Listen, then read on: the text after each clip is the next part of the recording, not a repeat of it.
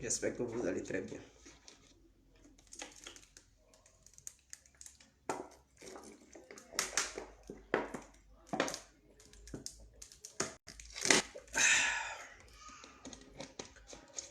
J'espère que vous allez très bien.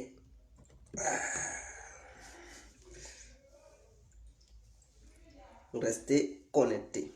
Ça va aller.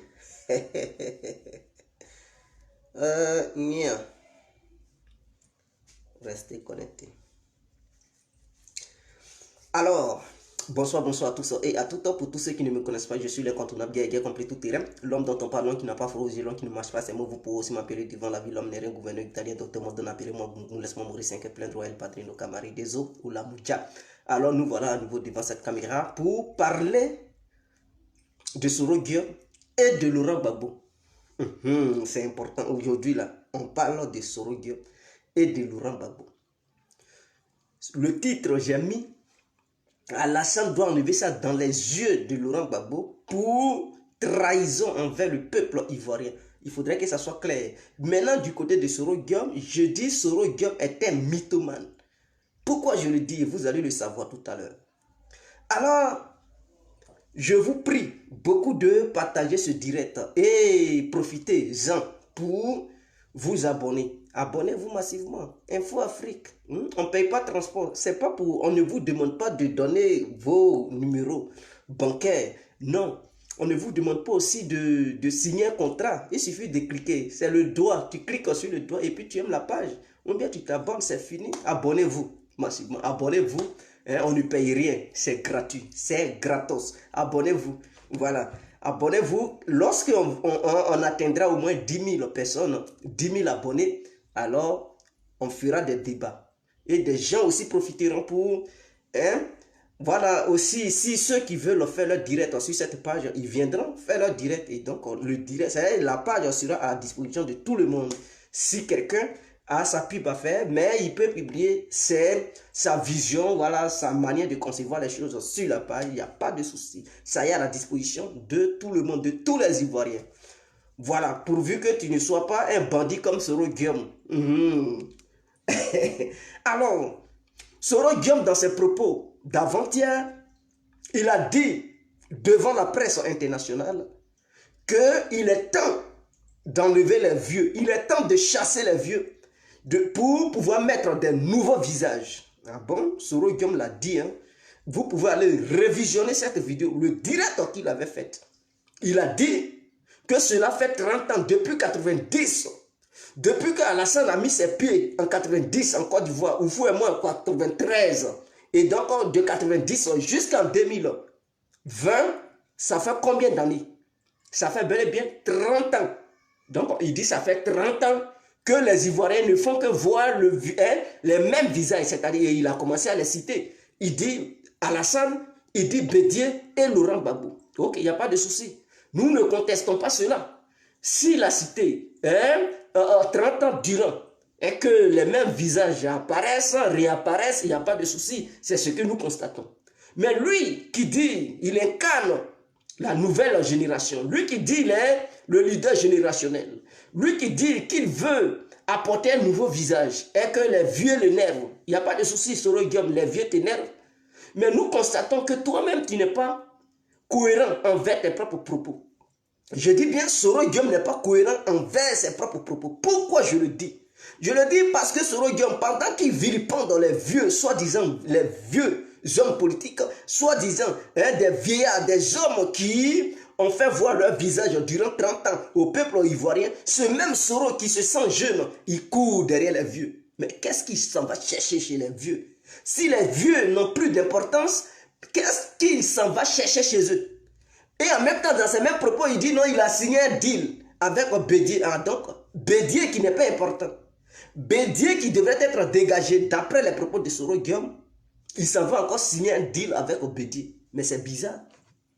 Si, pour toi, Soro Guillaume, les vieux n'ont pas d'importance devant l'opinion nationale et internationale, mais tu t'en vas chercher quoi chez Bédié? Tu t'en vas chercher quoi à Daoukro dans le but de vouloir signer un accord? Même il dit qu'il a signé un accord avec Bédié. Mais tu signes un accord avec le vieux là, c'est pour faire quoi? C'est que le vieux il est important. Donc tu blagues à qui? Au juste. Tu cours derrière les vieux pour signer des accords là, tu blagues à qui? Mais Alassane que tu appelles vieux là, n'est-ce pas, toi Soro Guillaume, tu nous as dit qu'en 2006 tu avais signé un deal avec lui. Donc quand tu signais le deal avec lui là, il n'était pas vieux, hein? Il n'était pas vieux. Ou bien tu n'étais pas encore fatigué de voir son visage quand tu signais le deal. Lorsque tu disais que dans le deal, il était dit que Alassane allait te nommer vice-président du RADP. Et que durant son premier mandat, tu allais être au moins à la primature, c'est-à-dire le siège du premier ministre, tu allais occuper ça durant les 5 années. Pendant ce temps-là, Alassane n'était pas encore vieux. Donc Soro Guillaume était d'accord pour gouverner avec un vieux. Il était d'accord pour être un vice-président du parti d'un vieux. Mais toi, voilà pourquoi je dis que ce monsieur est un bandit. Toi-même, quand tu parles, tu t'exprimes, tu penses que tu parles à des animaux qui ne réfléchissent pas. Même un animal est plus intelligent que toi, Soro Guillaume. Toi-même, même si on dit l'être humain est un animal, mais toi, ton côté animal là, c'est pire. Je ne sais pas, c'est pire. Même un âne réfléchit mieux que toi. Parce que lorsque tu affirmes ce genre de choses, lorsque tu parles aux gens, mais tu ne parles pas aux tintins, tu es là parler à des gens dotés de cerveau, des gens dotés de capacité de réflexion. Tu ne parles pas à des zinzins, à des tintins, à des tonneaux vides sur le Guillaume. Lorsque tu dis que tu es fatigué des vieux, mais tu dis Alassane t'a trahi. Mais d'après toi, Alassane, il était quoi? Il est devenu maintenant, il était maintenant jeune.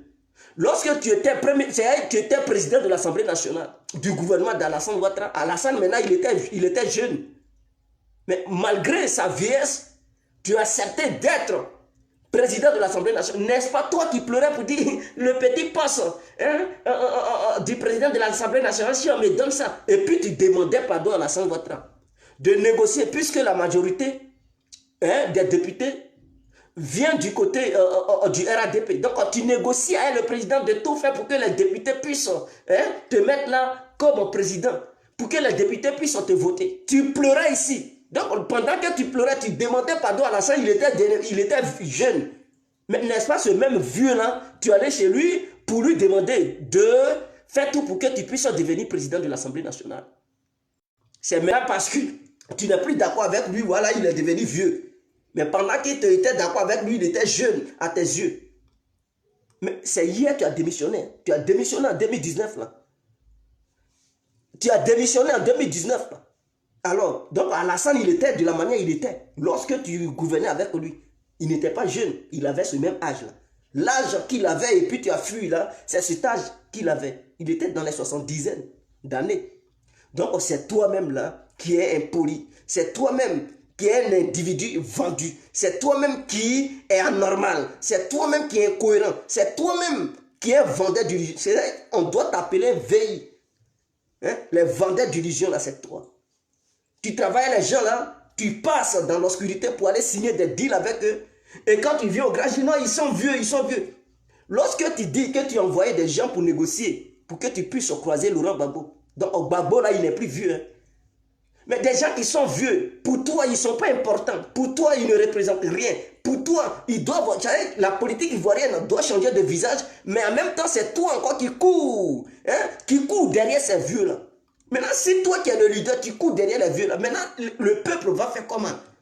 Le peuple va... Mais le peuple est obligé de courir aussi derrière ceux que tu appelles vieux. Puisque toi, qui es censé les guider, ils te voient en tant que leur leader... les leaders des trucs des moutons de Soro, bien sûr. En tant que les leaders des trucs de Soro, les moutons, je dis les leaders, les militants moutons de Soro Guillaume, qui te regardent, ceux à qui tu vends une illusion pour dire non, les autres ils sont vieux, que c'est toi qui es le jeune. Mais pendant ce temps, ils te voient en train de courir derrière ces mêmes vieux-là. Mais comment ils vont te juger? Ils vont dire, mais ce monsieur, on ne comprend plus rien. Tantôt, il nous dit, il ne faut pas, on va suivre les vieux, et que c'est lui qui est bon, mais en même temps, il se cache, il s'en va signer des deals avec les vieux. Mais si Bédier n'était pas important, pourquoi tu allais signer un deal? Mes frères, chers membres du PDCI, chers membres du FPI, les déclarations de Soro, là, ce ne sont pas des déclarations en l'air. Ce qu'il a dit là, Soro Guillaume a un plan caché. Tout simplement, Soro Guillaume est en train de vous dire que vous n'êtes rien. Vous ne représentez rien, mais comme lui, Soro Diom, il a besoin de vous pour pouvoir obtenir le fauteuil présidentiel. Voilà pourquoi il va vers vous. Voilà pourquoi il court vers vous. Voilà pourquoi il fait semblant de signer des deals avec vous. Et voilà pourquoi, en même temps, dans ses discours, il a dit hier, il n'était pas encore mature et qu'il était excité lorsque Alassane avait pris le pouvoir. Et donc, 11 mois durant, sur le poste, 11 mois durant la primature, pendant qu'il était à la primature, Alassane l'a limogé de là-bas pour l'envoyer ailleurs. Il dit, bon, comme il était encore jeune, il était fasciné, il n'a pas considéré ça. Or, Alassane venait de le trahir. Mais cette fois-ci, il est grand, il ne peut plus se laisser faire trahir. En un mot, Soro Diom, il sait qu'il est dans des difficultés. Il est dans un pétrin, il est dans un dilemme. Et donc, qu'est-ce qu'il doit faire? Alors, il est là, magouiller tout dans le but d'avoir le soutien du PDCI, d'avoir le soutien du FPI. Et donc, il sait que lui-même, en âme et en conscience, il ne peut pas prendre le pouvoir. Mais qu'est-ce qu'il veut faire? Il veut s'infiltrer parmi vous. S'infiltrer parmi vous parce que, pour lui, il a un seul espoir. Cet espoir, c'est que l'opposition n'a qu'à prendre le pouvoir. Et une fois que ce pouvoir sera pris, alors Soro Diom, ils vont lui donner une grande place. Sachant bel et bien que l'opposition, ce sont des gens qui ne sont pas vigilants. Qui ne sont pas vigilants sur la sécurité de la Côte d'Ivoire. Ils vont maintenant profiter de ça pour frapper un coup. Et il aura un coup d'état, lui, Soro, qui deviendra président de la République. Et donc, parce qu'il sait qu'avec Alassane, il ne peut pas devenir président. Ses coups ne pourront jamais marcher parce que c'est un amateur déstabilisateur. C'est un amateur rebelle. Lui qu'on attrape toujours la main dans le sac. Toujours. Les petits coups, on l'attrape. C'est un amateur. Il n'est pas, c'est pas quelqu'un, il n'est pas à la hauteur. La rébellion avait réussi hier parce que IB était impliqué là-dedans. Mais voilà, depuis qu'il a tué IB là, tout ce qu'il fait, ça échoue. C'est un amateur, c'est un ignorant. Il pense tout connaître, mais en réalité, il ne connaît rien. Et comme il sait que sur le plan sécuritaire, le PDCI n'a pas le talent, le FPI n'a pas aussi le talent. Donc, qu'est-ce qu'il veut faire? Il veut s'infiltrer parmi eux et essayer de leur faire croire qu'il les aime. Mais en réalité, dans sa tête, il les voit comme des vieux, les leaders du PDCI et du FPI. Donc, pour lui, il faudrait que c'est un jeune qui gouverne. Donc, une fois sur le terrain, une fois que cette coalition, soi-disant parce que ses rêves ne vont jamais devenir la réalité, donc pour lui, il va s'infiltrer parmi eux. Ils vont tout faire pour prendre le pouvoir. Et donc, une fois au pouvoir, ils vont lui donner un grand poste. Si, parce que ça fait 3 partis là, PDCI, FPI et Soro Diom, n'est-ce pas? Donc, je sais que vice-président là, poste du vice-président, ça ne va pas quitter du côté du camp de Soro. Soro Diom, c'est un poste de premier ministre, il va viser. Il va, coûte que coûte, vouloir prendre le poste du Premier ministre. Et donc, président et vice-président, ces deux postes-là vont venir du côté des deux partis politiques, FPI et PDCI. Donc, pendant que Soro Diom va être Premier ministre, c'est lui maintenant qui va former un gouvernement. Là. Donc, dans cette histoire de formation de gouvernement, il va choisir des individus avec qui il va s'attendre pour préparer un coup d'État dans le but de renverser celui qui est le président. Et là, il va réussir son coup, il va le renverser, il va prendre le pouvoir, il va faire une déclaration pour dire on en a marre des vieux. Nous sommes fatigués des vieux, il faut que la Côte d'Ivoire ait un nouveau visage politique. Donc moi, Soro Diom, je suis le leader générationnel du pays. Alors, reconnaissez-moi en tant que président de la République de Côte d'Ivoire. Voilà son coup qu'il prépare. Donc si les membres du pays sont intelligents, si les membres du PDCI sont intelligents, ils devraient chasser Soro Diom. Je dis bien, il devrait chasser. C'est Bédié encore qui est ignorant, ce vieux baoulé, ce vieux Bédié, ce vieux au sein du RADP, j'ai dit au sein du RADP, au sein du PDCI RDA, il est encore ignorant, il ne comprend rien. Il ne comprend rien. Soro Diom veut t'utiliser pour réussir, parce que c'est que, d'après lui, Alassane lui a fait, il veut, c'est-à-dire, il veut rendre son coup. Mais son coup, il ne peut pas rendre ça à Alassane parce qu'il sait qu'Alassane est trop doué, il est très intelligent que lui. Et qu'est-ce qu'il veut faire? Il veut orienter son coup vers un vieux appelé Bédié, vers un vieux appelé Babo. Donc voilà où il veut tourner ses coups foirés dans le but de parvenir à ses faits.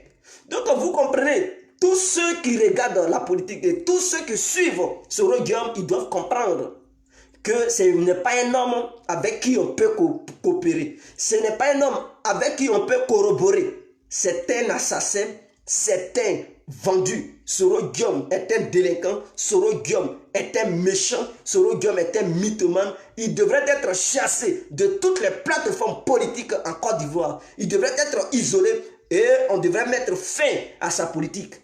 Il ne doit même plus exister politiquement. On doit, politiquement parlant, on doit anéantir sa politique. On ne doit même plus attendre de parler de la politique de Soro. Non, on doit anéantir sa politique. Une fois que la politique de Soro Guillaume est anéantie, lorsqu'il ne pèsera plus rien sur le plan politique, parce qu'il ne pèse rien, c'est à cause de ses coups d'État, les gens ils parlent un peu de lui. Parce que lui-même, il sait qu'il ne peut pas mobiliser des gens pour avoir des voix. Si on parle de lui, c'est parce que c'est quelqu'un qui est dirigé par un esprit criminel. Et il passe son temps à vouloir faire des coups d'État. Je vous informe qu'ils ont arrêté un adjudant qui était un agent de Soro Guillaume. Et c'est lui qui était infiltré dans l'armée ivoirienne. Il recrutait les militaires de Côte d'Ivoire. Il les corrompait, c'est-à-dire il leur promettait des choses que Soro lui a demandé de faire.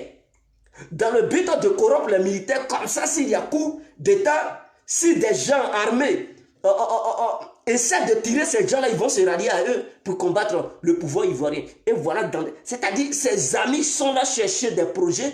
Comment faire pour faire développer le pays? Lui, ses projets, comment faire pour faire coup d'État? Mais quel est cet homme? S'il n'avait pas cette idéologie, on n'allait jamais parler de lui. Parce qu'on sait qu'il ne vaut rien en Côte d'Ivoire. C'est parce que même si tu ne vaux rien, un seul bandit, on sait qu'il ne pèse rien au sein du pays. Mais on doit faire très attention à un bandit parce que un bandit qui possède une Kalachnikov, il peut tuer des milliers d'individus. Donc voilà pourquoi lorsqu'on dit qu'il y a un bandit, ce n'est pas parce que le bandit il est très important dans la société. C'est parce que c'est un criminel et quelqu'un qui est poussé par un esprit criminel commet assez de dégâts. Donc voilà pourquoi pour éviter le dégât, on est obligé de parler un peu de Soro Guillaume pour demander au gouvernement ivoirien de faire attention, pour demander aux membres de l'opposition de faire très attention. Sinon, il ne vaut rien. On va parler de lui. Pourquoi? Il ne vaut rien. C'est quelqu'un, il ne pèse même pas un truc. Il ne pèse même pas 50 kilos au sein de la politique ivoirienne. Lui-même, si on fait un sondage, d'après lui, il dit non, ils ont fait un sondage et ils ont constaté que non, il est favorable. Il fait partie des favoris. Et donc, le gouvernement peut, regardez-moi un homme comme ça. Toi-même, tu ne pèses même pas 5% au sein de notre pays. On part aux élections, Soro Guillaume, tu ne pèses pas 5%. Mais on ne peut pas te laisser aller aussi aux élections. C'est une sanction parce que tu es un criminel, tu es un djihadiste, tu es un terroriste, un rebelle. Et donc, notre constitution en Côte d'Ivoire interdit tous ceux qui ont une fois tué des gens, qui ont une fois violé, qui ont une fois volé, de participer à une élection. Et cette nouvelle loi va apparaître. Donc, ce n'est plus la peine. Ton argent que tu prends pour organiser les gens là, dans le but de faire ta propagande, Soro Guillaume, garde cet argent. Parce que tu ne fais que gaspiller l'argent des Ivoiriens. Cet argent-là, ça pouvait servir. Fais tes business, crée des petits... Mais j'ai appris qu'il a 500 taxis à Abidjan. Je demande au gouvernement parce que Soro Guillaume a 500 taxis à Abidjan qui travaillent pour lui. Et il est caché, mais il a confié ça à quelqu'un. Donc, il gagne l'argent. Il a 500... Le gouvernement ivoirien doit faire des enquêtes sur cette affaire. Parce qu'il a investi dans le transport, mais il n'a pas mis son nom. Il a mis des gens dans le but de faire croire au gouvernement et aux Ivoiriens que ce n'est pas lui, mais c'est pour lui. Faites des enquêtes et bloquez tout ça. C'est-à-dire ces taxis, il a nationalisé ça. Ces taxis, ces 500 taxis-là, il faudrait que ça devienne les taxis du gouvernement ivoirien. Ça doit devenir des taxis de la République de Côte d'Ivoire. Parce que ce n'est pas son argent, il a pris pour payer, il a pillé les banques aux Ivoiriens. Mais si j'étais, oh mais dis donc, Dieu merci que je ne suis pas, c'est-à-dire si j'étais ministre de la Défense, M. Soro était mort dans mes mains. Et j'allais le traquer sur tous les plans. Là, j'allais être accroché sur ses poils, les poils de ses testicules. Lui-même, il allait se mettre en genoux pour demander pardon. Moi, ministre avec Soro, non. Mais non. Il allait signer. Il allait signer parce que je n'allais pas même le laisser d'un petit iota. À chaque seconde, je suis avec lui. Je suis, tant qu'il ne se met pas en genoux, à la télé, publiquement, pour demander pardon au peuple ivoirien, non, non. Il a dit, non, je ne suis pas quelqu'un qui cède au chantage. Mais qui a fait du chantage? On dit, tu es responsable, et puis tu dis, non, je ne suis pas quelqu'un qui cède au chantage. Donc, voici un peu la philosophie, voici un peu les réalités. Alors, nous allons répartir sur les membres du FPI. Aujourd'hui, on a vu un meeting. Ils appellent ça giga meeting. Mais c'est une honte. Ce meeting que j'ai vu là, mais il n'y avait pas assez d'hommes. Il n'y avait pas assez de monde. Ce meeting, non, ce n'était pas un grand meeting. Donc arrêtez de blaguer les gens. Un giga meeting du jamais vu. Et puis ils font, c'est des gens qui aiment bien faire la propagande du jamais vu, du jamais. Le peuple ivoirien est mobilisé. Gbagbo n'était pas là, mais le peuple qui est sorti. Et si le Woody était là, mais ça allait devenir comme regarde, ils font de la propagande. Oh, nous avons tous vu ce petit meeting. Mais place de Figayo, c'est là. Figayo, ce n'est pas un endroit qui est si grand. Je connais Figayo.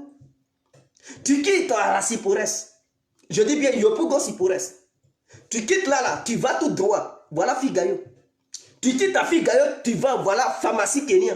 Tu quittes à pharmacie Kenya, voilà école William Ponty. Tu quittes là, tu vois, voilà Yopougon au carrefour lavage.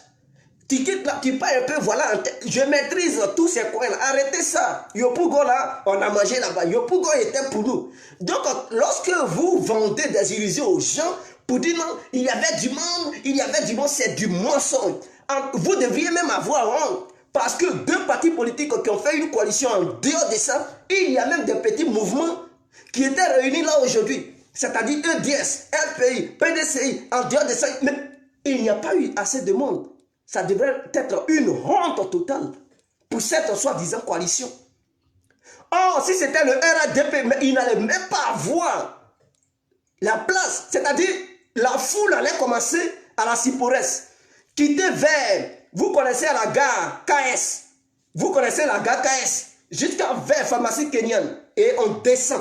Lorsqu'on descend, ça va quitter vers Gabriel Gara et monter. Ça va quitter vers le rond-point, c'est là la Sipores, monter. Ça doit quitter vers l'école William Ponty et monter. Même à la Figayo, il n'allait même pas avoir la place. Tellement les gens allaient sortir. Ils allaient même quitter dans les campements pour descendre sur Abidjan. Parce qu'ils savent que le RADP fait un meeting. Ils savent que le baobab de Congo est présent. Ils savent que même si Alassane lui-même il ne sort pas, mais le nom Ado, lorsqu'on dit Ado, mais les gens tremblent, ils tombent en transe et ils allaient débarquer là. Le monde, même pour respirer, les gens allaient avoir du mal à respirer. Tellement la foule, ça allait être une marée humaine. Mais ça là, ils appellent ça marée humaine. C'est quoi? On pouvait les compter du bout des doigts. On pouvait compter ces gens-là. Ils ne faisaient même pas le poids. Et si c'est sur ceux-là, vous voulez compter pour gagner l'élection en Côte d'Ivoire, vous avez tiré à terre. Parce que ce petit monde-là ne peut pas remporter une victoire en Côte d'Ivoire. Vive le RADP. Vive Alassane Ouattara. Donc, je pense que c'est clair. Maintenant, comment le président Alassane Ouattara doit sanctionner Laurent Gbagbo et sa bande du FPI? Il faudrait que ça soit clair. Parce que Gbagbo a trahi une partie du peuple ivoirien. Disons-le, soulignons-le. Pourquoi je le dis? Je le dis parce qu'il y a certains Ivoiriens, mais c'est la minorité quand même. Je ne parle pas de la majorité parce que c'est le RADP qui détient la majorité en Côte d'Ivoire, c'est tout à fait logique. Mais même que ce soit un Ivoirien ou deux Ivoiriens, ils sont importants au sein de notre société, car Ivoirien est Ivoirien. Donc c'est dans ce sens-là que j'aimerais préciser les choses. Ce n'est pas pour dire qu'ils pèsent en quelque chose, non. Ils ne pèsent rien. Mais quand même, ceux qui le suivent, ils sont humains. Donc voilà pourquoi on s'adresse à Laurent Gbagbo. Donc pourquoi le gouvernement ivoirien devrait sanctionner Laurent Gbagbo et sa bande, soi-disant, les grosses têtes au sein du FPI qui gère le FPI pendant que Laurent Gbagbo n'y était pas. Alors pourquoi le gouvernement ivoirien devrait les sanctionner? Le gouvernement ivoirien doit les sanctionner sur le plan de l'enrôlement. Il ne doit pas avoir un enrôlement en ce moment-là, en 2020, là. On doit stopper les enrôlements. Parce que hier, on leur avait demandé de faire un enrôlement, ils ont boycotté. Donc, supposons que cette fois-ci-là, le gouvernement ivoirien décide de boycotter les enrôlements de 2020. Ah oui, tu as boycotté hier pour moi, mais aujourd'hui je boycotte pour toi. Il n'aura pas d'enrôlement. Je dis bien, il n'aura pas d'enrôlement. Et allez-y vous plaindre où vous voulez. Si vous voulez la boycotter encore, vous boycottez Alassane demain président. C'est clair. Si vous ne voulez pas que demain président, allez-y aux élections. Vous battez aux élections, on vous bat aux élections. Donc dans tous les cas, le RADP gagne. Voilà, c'est tellement clair. On ne danse pas beaucoup. Là-bas, là, c'est assuré.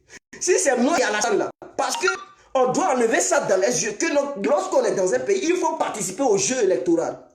Mais eux, ils ont passé leur temps à boycotter. On dit changement de constitution, ils ont boycotté. On dit enrôlement, ils ont tout boycotté. Et aujourd'hui, ils se plaignent, la constitution n'est pas bonne. Mais est-ce que c'est votre constitution? C'est Alassane qui a fait. Si vous étiez dans le jeu, et que la constitution avait été changée, et que maintenant Alassane voulait revoir, là, vous alliez nous dire que non, c'est impossible, on ne peut pas accepter ça. Mais hier, vous avez boycotté ça. Ça ne vous intéresse pas. Donc, si Alassane veut qu'il manipule, qu'il ne manipule pas, la condition, ce n'est pas votre problème. Parce que hier, vous avez boycotté cette condition. Vous avez dit que ça ne vous regardait pas.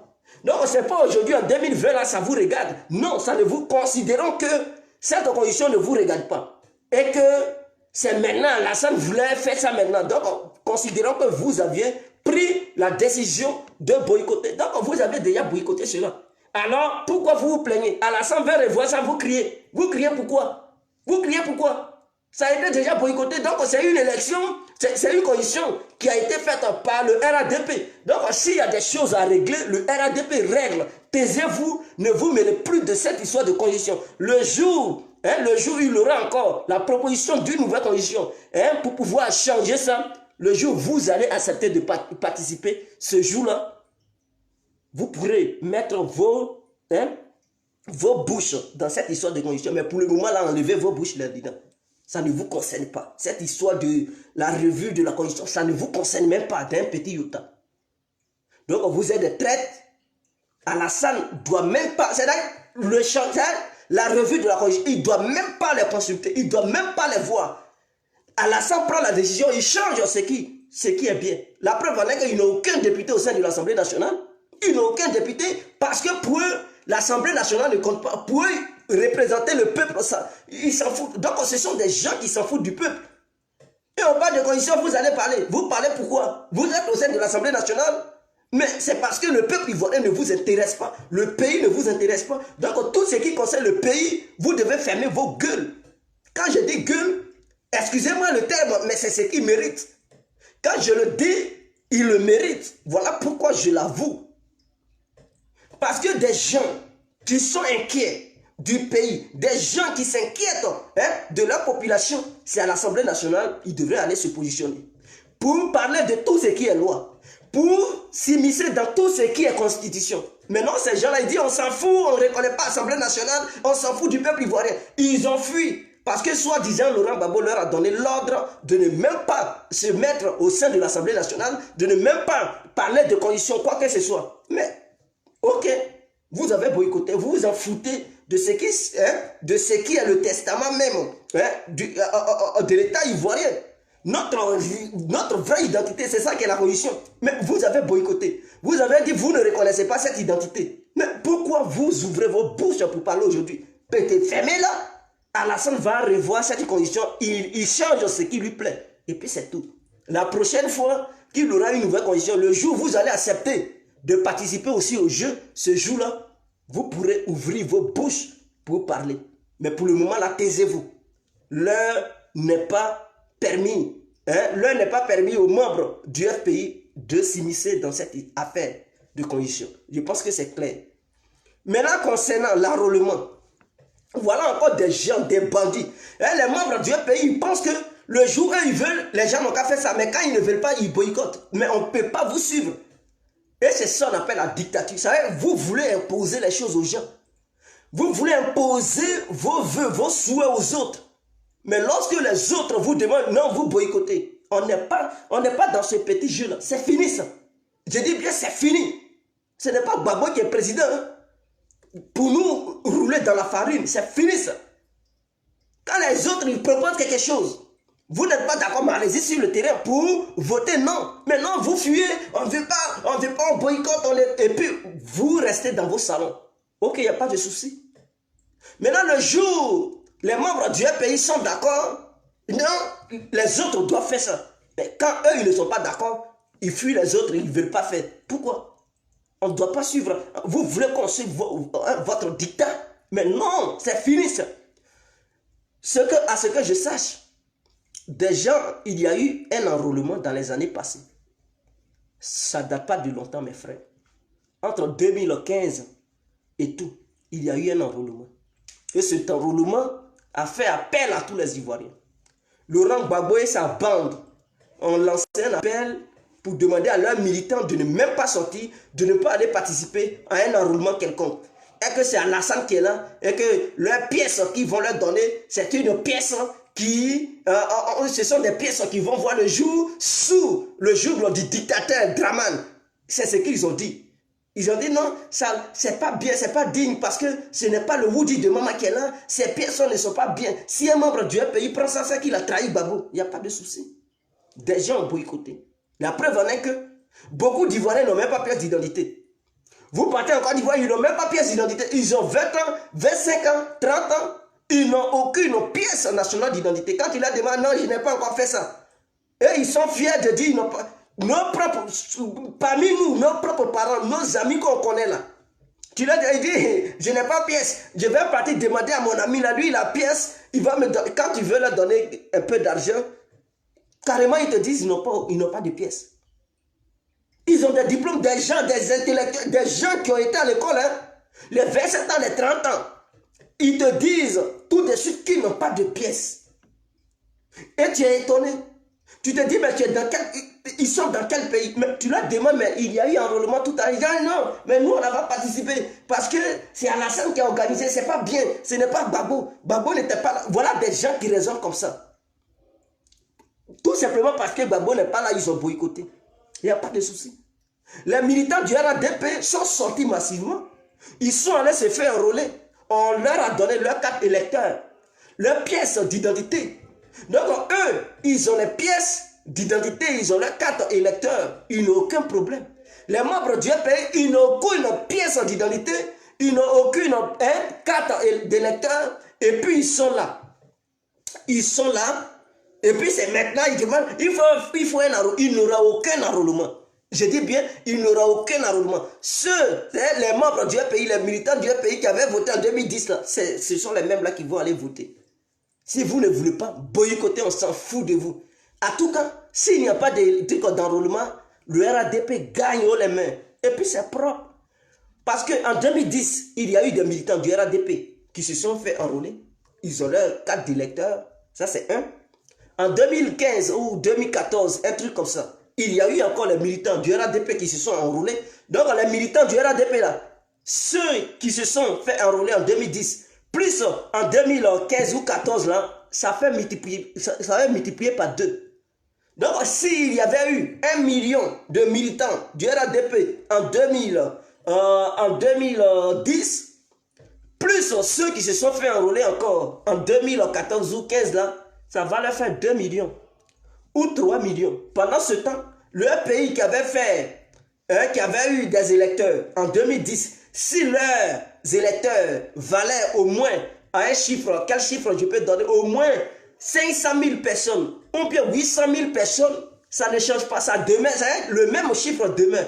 Et parmi ça, il y a encore d'autres qui sont morts, mes frères. Donc, et ici, il y avait au moins 800 000 électeurs au sein des membres du LMP, de la LMP, la majorité présidentielle, il n'y a pas de souci. Parmi eux, là, il y a eu des morts. Donc, on peut diminuer, on peut dire, bon, au maximum, les membres du pays, ils ont au moins 500 000 électeurs. Vous comprenez? Donc, ils ne font pas le poids en 2020. Cette année, ils ne feront pas le poids. Ils vont boyer, mais ils ne font pas le poids. C'est ça la vérité. Parce que eux, hier, ils n'ont pas calculé tout ça. Pendant que, parmi eux, là, il y avait des gens en 2010 qui n'avaient même pas encore 18 ans, qui n'avaient pas le droit d'avoir la pièce nationale d'identité. Parce que pour avoir une pièce nationale d'identité, il faut au moins être majeur. Donc, à l'âge de 18 ans, tu peux réclamer ta pièce. Parce que les autres âges, là, tu as une pièce d'école. Une pièce d'école, tu peux prendre ça pour voyager partout en Côte d'Ivoire parce que tu es élève. Maintenant, à l'âge de 18 ans, tu peux toujours avoir ta pièce d'école, mais tu as le droit d'avoir la pièce nationale d'identité ou bien le passeport. Mais eux, ils n'ont pas calculé ça.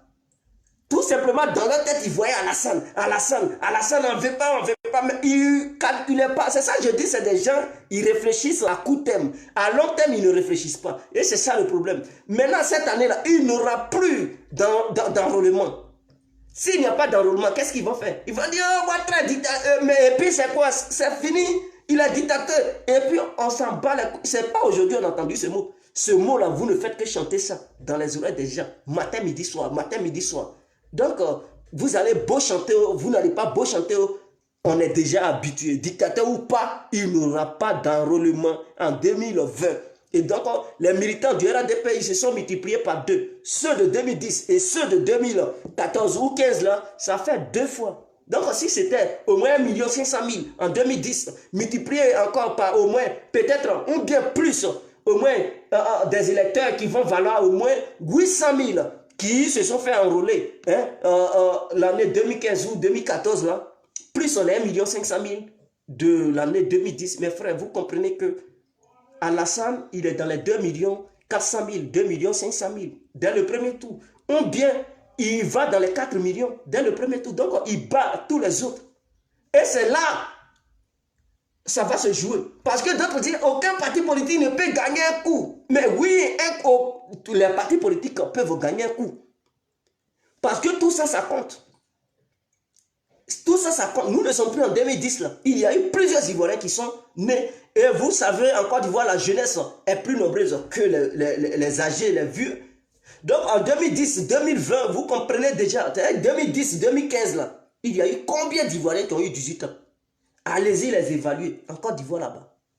Et parmi eux là, quels sont ceux qui étaient membres du RADP, qui supportaient RADP, qui ont profité pour avoir leur carte, qui sont prêts cette année-là, 2020, là, à aller donner leur voix à Alassane, ou bien aller donner leur voix à Madougou Coulibaly, ou aller donner leur voix à, comment il s'appelle, à Jeannot, ou bien aller donner leur voix à Mamadou Touré, ou aller donner leur voix à Touka. Le candidat potentiel que présentera le RADP, il gagnera les voix de ces militants-là. Donc, ils sont prêts. Pendant ce temps, le pays n'a même pas augmenté ses voix. Au contraire, ses voix se sont réduites. Se sont réduites plutôt. Les voix du pays se sont réduites. Puisque ceux qui avaient participé aux élections, quand il y a eu la guerre, n'oubliez pas, il y a eu 3000 morts. Dans ces 3000 morts-là, il y a eu des membres du pays qui sont morts. Donc, leurs électeurs se sont diminués. Maintenant, en dehors de ça, les maladies qui ont frappé les uns et les autres, il y a d'autres qui sont morts de maladies naturelles. Donc, si on enlève encore les voix de ces gens-là, vous comprenez que le pays ne vaut plus rien dans ce pays-là. Le pays ne vaut plus rien. Donc, dès le premier tour, le pays tombe. Je dis bien, dès le premier tour. Ceux qui peuvent avoir un peu de voix, c'est le PDCI, parce que le PDCI avait participé à cet enrôlement de 2014-2015. Donc, le PDCI, aujourd'hui, a plus de voix que les membres du FPI. Si les membres du FPI veulent avoir des voix, peut-être s'il y a eu enrôlement cette année-là, c'est là ils peuvent faire le poids. Mais si cette année, il n'y a pas d'enrôlement, je dis bien si cette année 2020, là, il n'y a pas d'enrôlement, le pays tombe dès le premier tour. Donc on ne rêve même pas d'une victoire quelconque. Voilà pourquoi je dis, le gouvernement ivoirien doit enlever ça dans les yeux des membres du pays. C'est-à-dire ne pas organiser un enrôlement cette année. Comme ça, les années futures, lorsqu'on va leur dire qu'il y a un enrôlement, ils seront les premiers à courir. Ils seront les premiers à s'aligner pour aller se faire enrôler. Parce que si on n'enlève pas ça dans leurs yeux, ils vont continuer dans leur banditisme politique. C'est-à-dire, dans notre histoire de politique, là, lui qui fait du banditisme, on enlève ça dans ses yeux proprement. Voilà pourquoi je le demande. Donc, le gouvernement ivoirien, cette histoire d'enrôlement, ça doit être écarté. Bon, s'ils veulent débattre sur la CEI, c'est un autre cas. C'est un autre cas parce que tous ceux qui doivent participer à une élection quelconque, ils doivent avoir des représentants. Donc, vous voulez parler de trucs, d'une structure ou bien d'un truc, parler de la CEI, mais histoire d'enrôlement, là, laissez ça. Histoire de constitution que Alassane veut revoir, là, laissez ça. Ça ne vous concerne pas. Parce que vous avez fui ces deux instituts. Vous avez fui ça. Donc, laissez ça, mettez ça, ça ne vous regarde même pas. Parler de la CEI, c'est pas grave. Maintenant, dans leur discours d'aujourd'hui, ils disent que la caution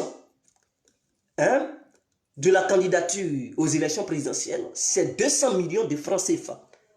Je dis bien la caution pour pouvoir être candidat aux élections présidentielles de Côte d'Ivoire, c'est 200 millions de francs CFA.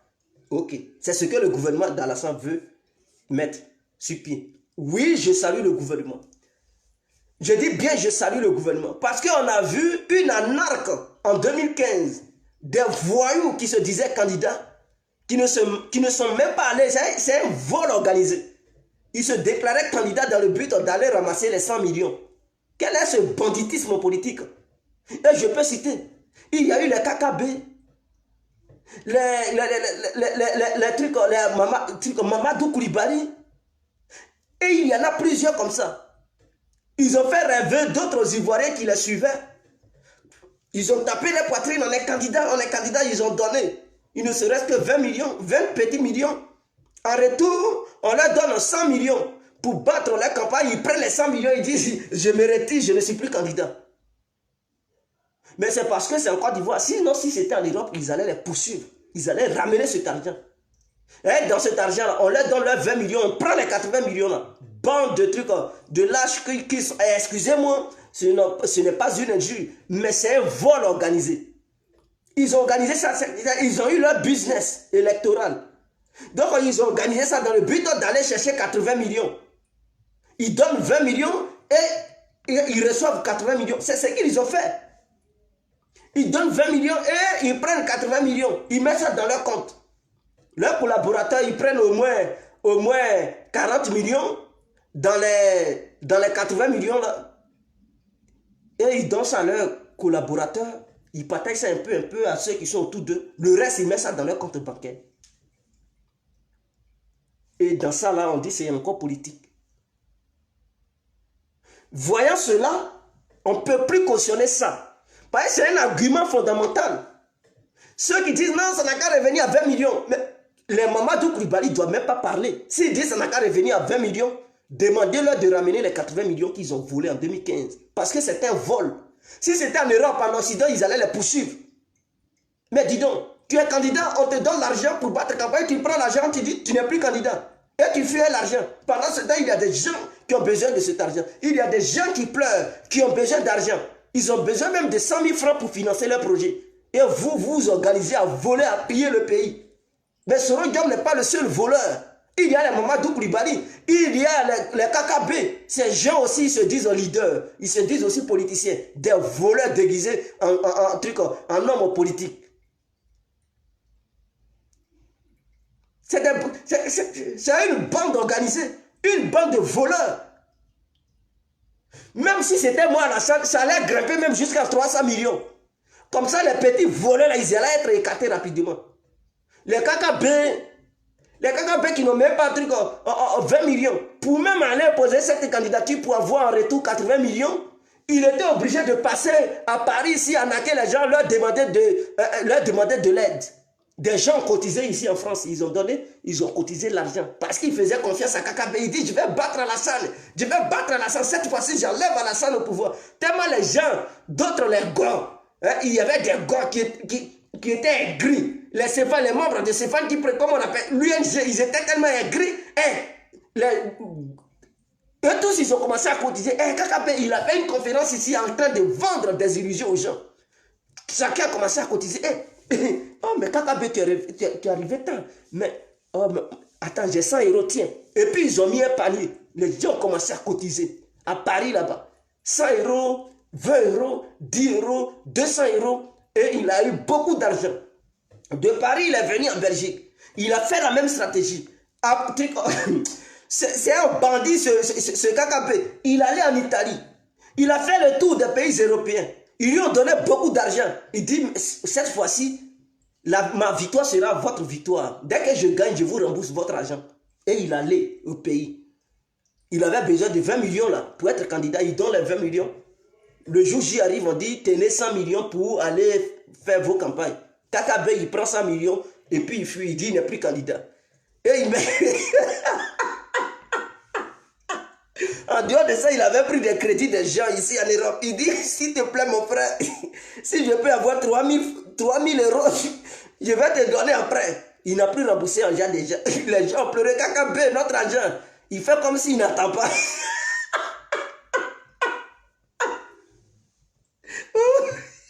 KKB, c'est un bandit, hein. Il fait comme s'ils ont cassé boîte dans ses deux oreilles. Il n'a pas donné l'argent des gens. Il s'est assis sur ça. 100 millions, crédit des gens, il a tout bouffé, mes frères.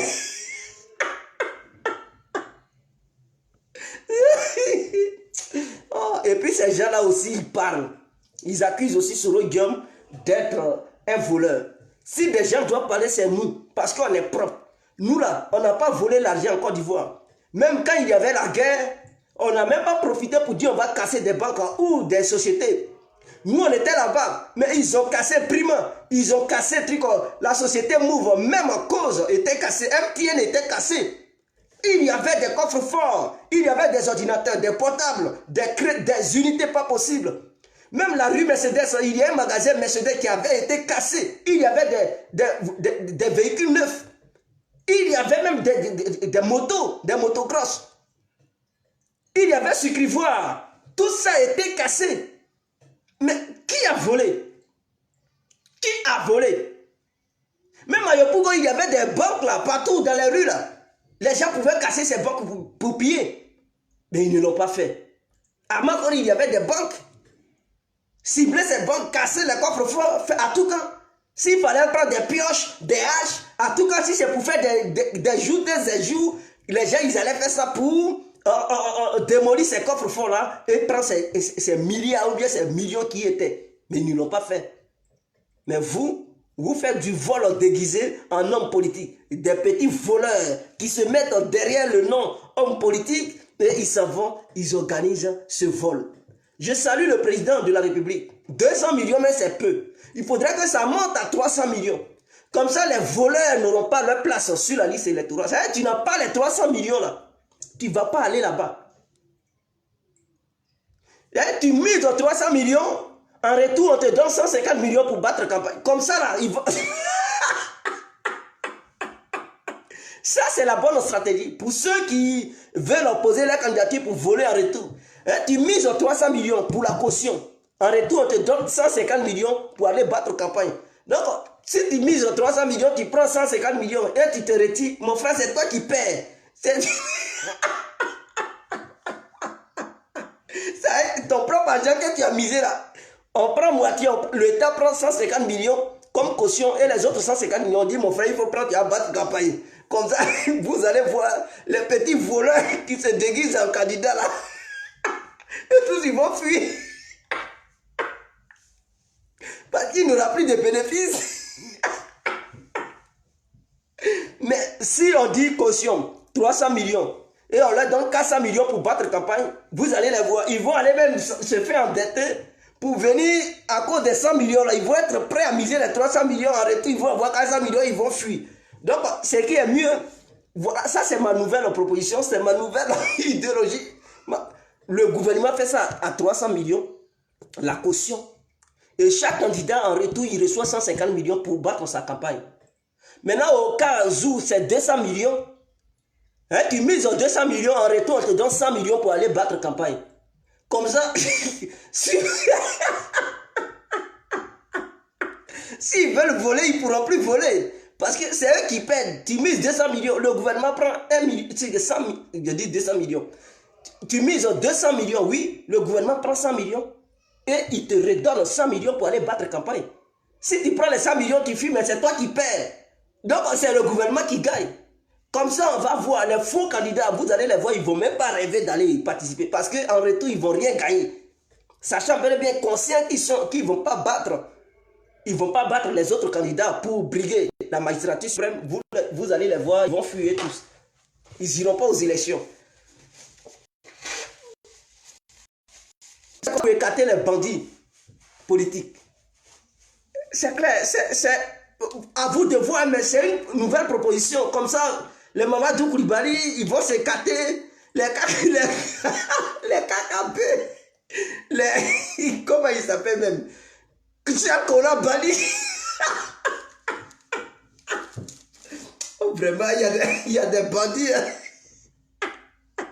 Excusez-moi, je vais boire un peu.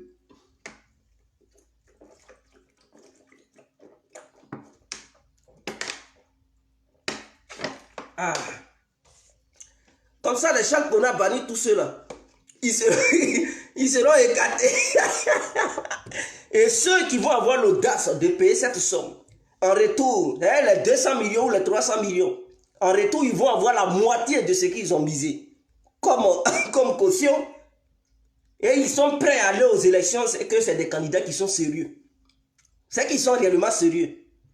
Mais c'est parce que c'est à 20 millions. Ils misent 20 millions en retour, ils gagnent 100 millions, après ils fuient. Un vol déguisé en un homme politique, en un leader politique, on ne veut plus ces gens-là.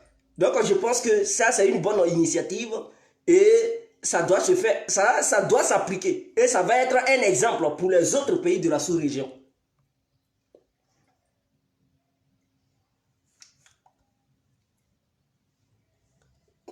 Voilà, ouais, les moisis, c'est des voleurs. Si on te dit que caution d'élection, c'est 300 millions, il faudrait que ça monte 300 millions. Moi, je veux que ça soit 300 millions. Si tu es prêt à payer les 300 millions, en retour, on te donne 150 millions pour aller battre campagne. Et que tu as déterminé, c'est que tu es un candidat sérieux. Et c'est que tu as de te donner corps et âme pour convaincre les gens afin d'avoir des voix. Mais si c'est bas, et puis en retour, ils gagnent beaucoup. Il y a d'autres même, ils font semblant d'aller aux élections. Ils donnent 20 millions. En retour, on leur donne 100 millions ou 150 millions. Ils prennent au moins 30 millions, ils battent campagne. Ils battent même pas bonne campagne même. 30 millions, ils battent campagne. Et les autres 70 millions, ils mettent en poche. En retour, ils ont 50 millions de bénéfices. Et ils font ce banditisme. On a vu les gens avant, les Akoto Yao, les Francis Vautier. Après ça, chaque élection, ils sont impliqués là-dedans parce qu'ils savent qu'ils gagnent du bénéfice. Francis Vautier, ils savent qu'ils ne pèsent rien. Les Akoto Yao, ils savent qu'ils ne pèsent rien. Il y a d'autres même, ils quittent aux États-Unis. Ils disent qu'ils sont candidats. Ils misent. Ils donnent 20 millions en retour. On leur donne, Gbagbo leur donne au moins 300 millions pour battre les campagnes. Et ils ne font rien de bon. Ils prennent cet argent, ils se retournent en Amérique. Ils s'en vont payer maison là-bas. Mais il y a des bandits politiques en Côte d'Ivoire. C'est fini, avec Alassane, c'est fini. On met fin à tout ça. Ces hommes politiques, ces hommes d'affaires déguisés en hommes politiques pour venir arnaquer le pays. Arnaquer les Ivoiriens, excusez-moi. On a vu des candidats qui ne représentaient rien. Ils viennent de l'Amérique, en Europe, ils débarquent là-bas, ils disent non, eux, ils sont des candidats. Ils sont des leaders. Ils veulent tourner la page des anciens hommes politiques. Il y a même des pasteurs, des prêtres qui se présentaient là-bas comme hommes politiques. Parce qu'ils voulaient du business, ils voulaient l'argent. Comme dans les églises, ils savent qu'ils gagnent beaucoup là-bas. Ils posent leur candidature, Gbagbo leur donne 300 millions. Ils prennent au moins 30 millions, ils battent, je ne sais pas, dans leur petite région, ils tournent là, ils disent ces campagnes, ils battent. Dès le premier tour, ils ont 0,050%. 0,005. Et puis, ils sont contents, ils regardent maintenant la télévision, ils rigolent. Parce qu'en retour, ils ont donné 20 millions, en retour, ils ont gagné 300 millions. Donc, bénéfice de ce qu'ils ont gagné, ils gagnent en retour 280 millions. Moins 30 millions de la campagne qu'ils ont battue.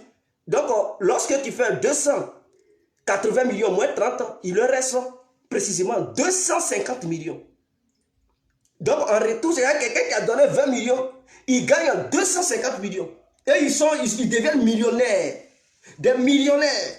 Mais là, ces 250 millions, tu les vois, ils construisent maintenant des maisons, ils deviennent des immobiliers en Côte d'Ivoire. Tu vois là. De candidats, ils deviennent des hommes d'affaires, des immobiliers.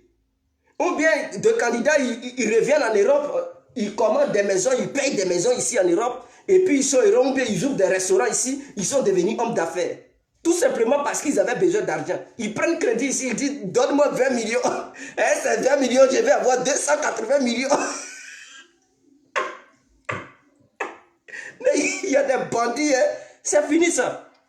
Pour être millionnaire cette fois-ci, il faut 300 millions pour ta candidature. Tu n'as pas ça, mon frère, il faut dégager. Seuls les ayants droit peuvent aller aux élections en Côte d'Ivoire. J'ai dit seuls les ayants droit. Hein, tu payes 300 millions, en retour, on te donne 150 millions.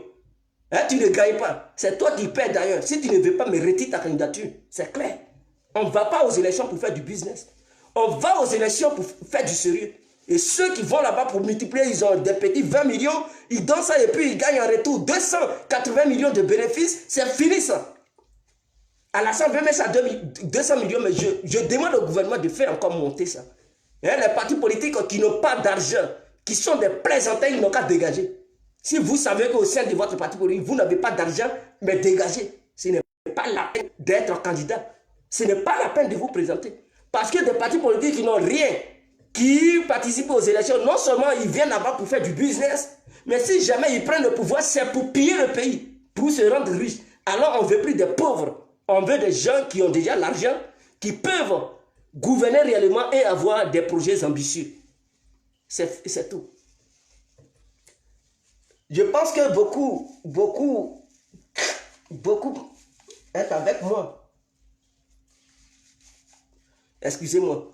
Alors pour finir, j'aimerais vous parler d'un bon produit. Le produit qui peut sauver des gens, qui peut sauver des couples, qui peut sauver aussi des femmes. Oui, des femmes ont besoin de certains produits très efficaces.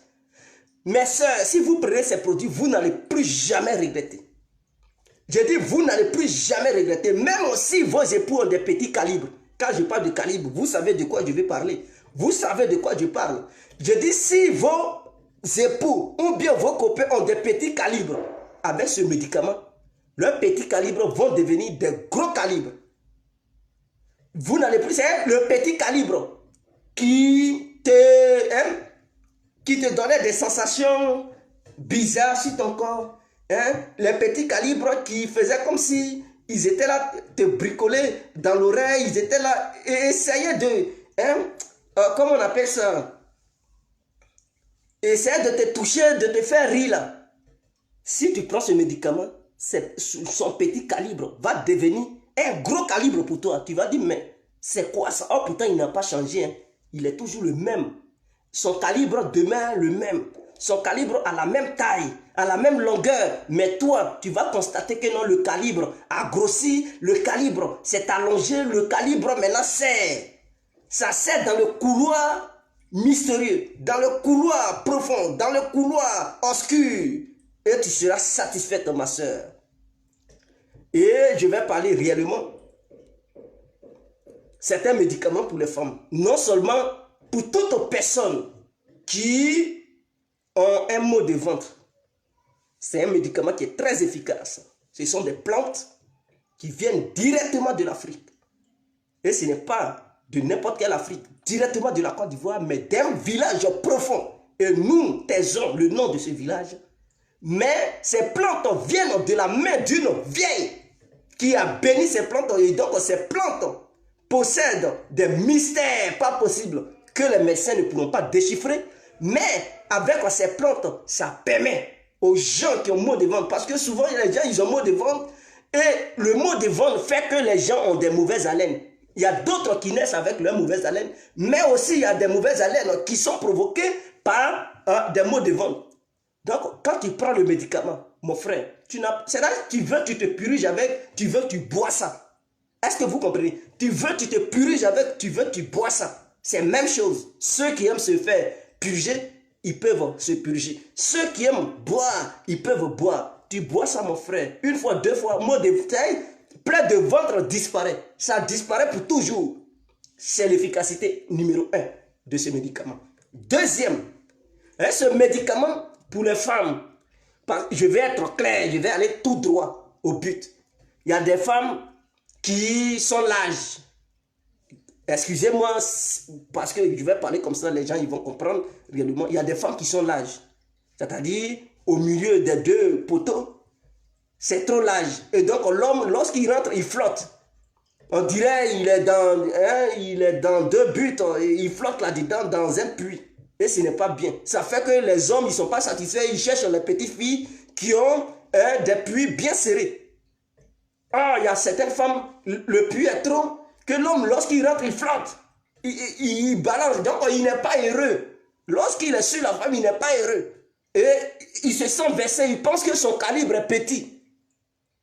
Et ces femmes, souvent, elles ont besoin de gros calibres pour être satisfaites. Mais avec cette même bouteille, tu fais lavage. Tu t'en vas dans les toilettes et tu fais ton lavage. Ma soeur, tu fais ça 1 fois, 2, 3, 4 fois. Ça devient très petit.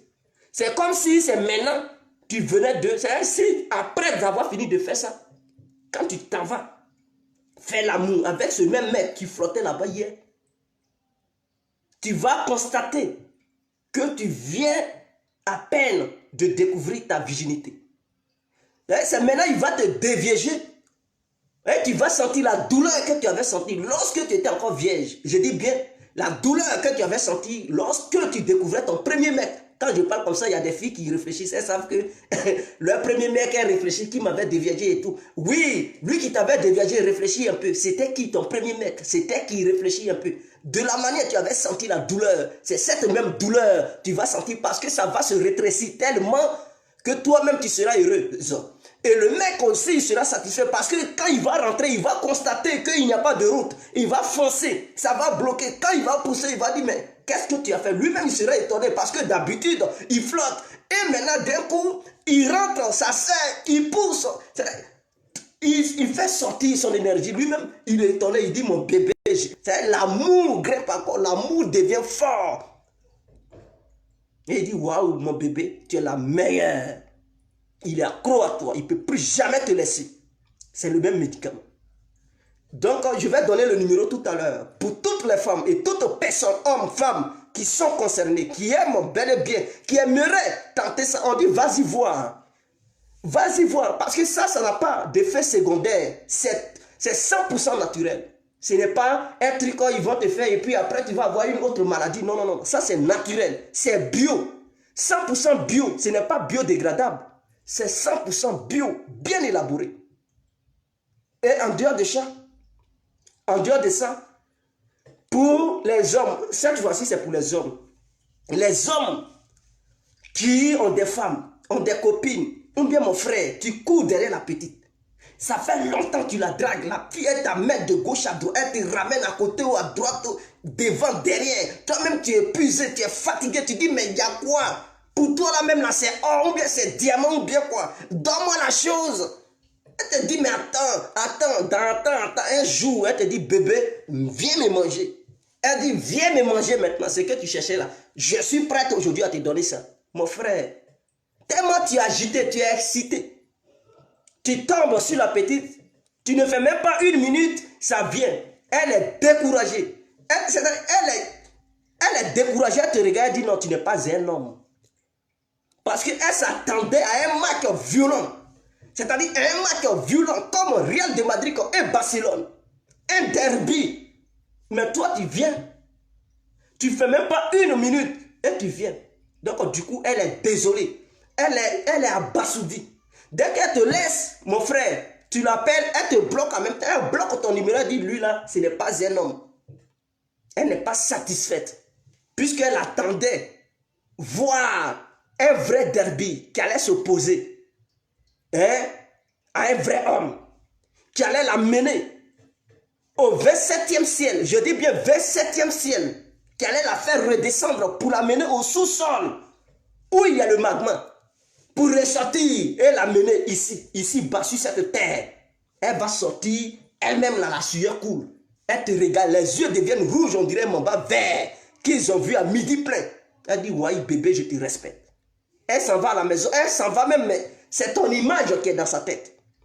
Même si elle a un mari à la maison, elle regarde son mari et puis elle le voit, ça ne fait rien. Parce que son âme est restée sur toi. Elle est là et puis elle rigole. Son mari dit, mais il y a quoi? Tu rigoles, très bien. Ce n'est rien. Parce qu'elle pense à toi. Et puis elle regarde le match en esprit. Elle voit, elle dit, voyez la scène. Elle dit, voyez, c'est un client. Voyez, c'est un dur. Son mari veut lui faire l'amour la nuit. Elle dit, non, je ne vais pas. Je suis fatigué, bébé. Tu sais, il y a beaucoup de travail. Oh, putain, c'est qu'elle va la jouer un match ailleurs. Donc, elle ne peut plus se permettre de jouer un autre match. Sinon, elle va s'évanouir. mon frère, c'est un médicament pour rendre l'homme virulent. Pour rendre l'homme comme homme. Parce que notre histoire d'homme là, c'est ça qui permet à ce... C'est ça qui nous donne le nom homme. Si ici là, ça ne fonctionne pas bien, cette histoire d'homme là, c'est comme si tu n'étais pas un homme. C'est ça là qui fait qu'on t'appelle homme. C'est ça là. Parce que c'est ça qui fait la différence. Mais quand femme te regarde et puis elle dit, toi, est-ce que tu es un homme? Ça veut dire ici, là, ça ne fonctionne. Elle a déjà découvert, elle a su, et puis elle a constaté que ce n'est pas à la hauteur. Donc elle dit, est-ce que toi, tu es un homme? Les gens peuvent parler, les hommes peuvent parler, mais toi, tais-toi. Si elle te dit ça, c'est que là, ça ne fonctionne pas. Elle a déjà découvert ton moteur. Le moteur diesel porte le nom diesel, mais ça ne fait pas comme un moteur diesel. C'est combien de chevaux? Mais on te dit, il faut monter la chose à 8800 chevaux. Et toi, pour toi, ça y est sur un cheval. Mais elle a découragé. Mon frère, tu veux de tels médicaments? Ça y est là. Je vais donner le numéro. C'est une dame qui vend ça. Elle va vous servir. Il suffit de l'appeler pour dire, ma soeur, je veux le médicament qui... C'est même si tu ne bandes pas et que tu prends ce médicament, ça te fait bander. Si ton mouvement était mort il y a longtemps, ça fait doigt. C'est-à-dire, la femme, la fille te caresse pendant longtemps, ça ne se lève pas. Tu prends, ça va se lever. Je ne parle pas de Viagra, je ne parle pas de trucs. Hein. C'est un médicament typiquement à part. Je dis bien, ça y est, à part. Et ce médicament, on ne trouve pas ça nulle part si ce n'est pas chez cette femme. Ce n'est pas votre truc que vous payez. Ce médicament est tellement pointu. C'est rare. Et n'importe qui ne vend pas ça. Tu prends ce médicament, mon frère. Ça, je parle du médicament des hommes maintenant. Tu prends ça. Même si tu bandais, mais tu ne durais pas au lit. Mon frère, si tu faisais 1 minute pour jouir, tu faisais 2 minutes pour jouir, tu faisais 5 minutes pour jouir, si tu prends ça là, tu fais 1h30. Je dis bien 1h30. Et tu vas faire un vrai sport. Si elle avait l'habitude de découvrir un homme qui fait 5 minutes pour venir, pour jouir, et puis c'est fini, le match qui va jouer, cette fois-ci, ça va faire 1h30 en train de... C'est elle-même là. Et si tu vas tellement vite, elle va fuir. Elle va fuir nue, sortir. Tu vas dire, mais chérie, viens, va courir. Tu la suis, elle sort. Je dis, elle va sortir. Elle risque d'aller au dehors. Tout nu, parce que le match est tellement chaud. Et Papitou est levé. Papitou, il se remet. Papitou, il veut commencer le match. Parce que ce qu'il vient de faire, ce n'est pas un match. C'est-à-dire, c'est un réchauffement. Oh, pendant ce temps, madame est fatiguée. Elle fuit. Elle s'échappe. Papitou dit, viens. Elle dit, je ne veux pas. Je ne veux pas, tu veux me tuer. Je suis enfant de quelqu'un. Tu dis, ouais, médicament, là, il faut respecter ça. Ce n'est pas n'importe quel médicament. Les femmes, vous pouvez aussi payer ça. Si tu vois que ton mari, il est trop nul au lit, mais tu payes. Tu mets ça dans tu mets ça dans son jus. Tu dis, bébé, c'est un jus, j'ai acheté et tout. Tu lui donnes, il boit. Ou bien tu dis, c'est un médicament. S'il a une petite maladie qui le gênait un peu, tu dis, bébé, j'ai payé ça. Ça, c'est un médicament de telle maladie-là. Il faut prendre. Il ne sait rien. Il boit. Dès qu'il boit ça, cela, tu dis, chérie, rejoins-moi dans la chambre. Tu dis, viens. Il va dire, mais il y a quoi? Tu dis, viens. C'est pour te masser. Dans l'histoire de masser, là, ça commence. Le match commence. Le match commence. Donc, si toi, homme, tu prends ça, il faut être rassuré à 100% que le match va avoir lieu. Il ne faut pas prendre, et puis il n'y a pas de match. Tu risques de te retrouver en prison parce que tu risques de tomber sur une petite qui va passer à côté. Ils vont te dire que tu es un pervers. Ah oui? Tu risques d'agresser enfant des gens. Donc, il faudrait que tu sois rassuré que la petite, ta femme, elle est prête à faire l'amour avec toi. Il y a des femmes qui sont bizarres. Tu prends, maintenant, ça commence à te fatiguer. Tu dis, bébé, tu ne me touches pas. Tu dis, j'ai eu quoi? Là, elle t'a mis dans le problème. Tu risques quand même de créer un scandale au dehors. S'il y a une servante, tu risques quand même de tomber sur elle. Pour éviter cela, il faudrait que tu sois rassuré à 100% que madame, si tu as le problème, si ça se lève, il faudrait que madame soit là pour essayer de te satisfaire.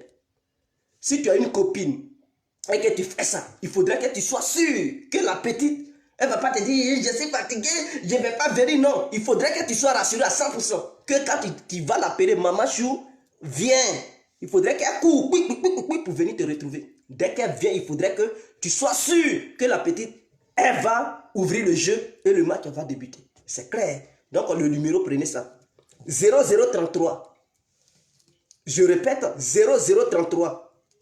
75, 11, 72, 93, 1. Je répète, 0033, 75, 11, 72, 93, 1. Appelez ce numéro et vous allez avoir ces deux médicaments dont je viens de vous parler.